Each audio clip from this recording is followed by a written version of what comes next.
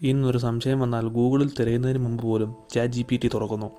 ഒരു പോസ്റ്റ് എഴുതണമെങ്കിൽ ChatGPT, ഒരു ഇമെയിൽ തയ്യാറാക്കണമെങ്കിൽ ChatGPT, ഒരാശയം വേണമെങ്കിലും ChatGPT.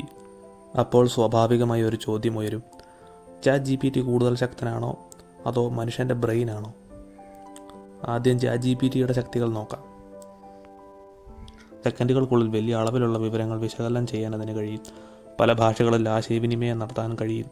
പഠനം, എഴുത്ത്, കോഡിങ്, റിസർച്ച്, ആശയങ്ങൾ കണ്ടെത്തൽ തുടങ്ങി നിരവധി കാര്യങ്ങൾ സഹായിക്കാനും കഴിയും. സമയം ലാഭിക്കാൻ ഇത് വളരെ ശക്തമായ ഒരു ടൂളാണ്. പക്ഷേ ChatGPTക്ക് ഒരു പരിമിതിയുണ്ട്. അതിന് സ്വന്തം അനുഭവങ്ങളില്ല, സ്വന്തം വികാരങ്ങളില്ല, സ്വന്തം സ്വപ്നങ്ങളില്ല. അത് പഠിച്ച വിവരങ്ങളുടെ അടിസ്ഥാനത്തിലാണ് മറുപടികൾ നൽകുന്നത്. ഇനി മനുഷ്യൻ്റെ ബ്രെയിനിലേക്ക് വരാം.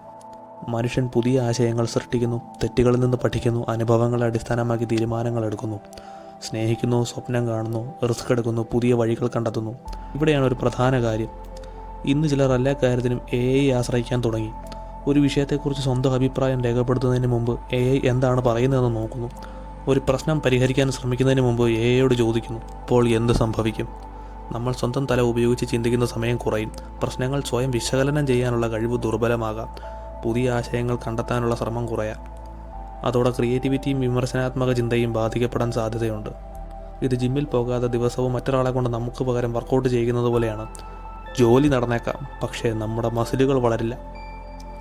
അതുപോലെ ചിന്തിക്കേണ്ട എല്ലാ കാര്യങ്ങളും ChatGPTക്ക് വിട്ടുകൊടുത്താൽ നമ്മുടെ ചിന്താശേഷിയും വളരില്ല.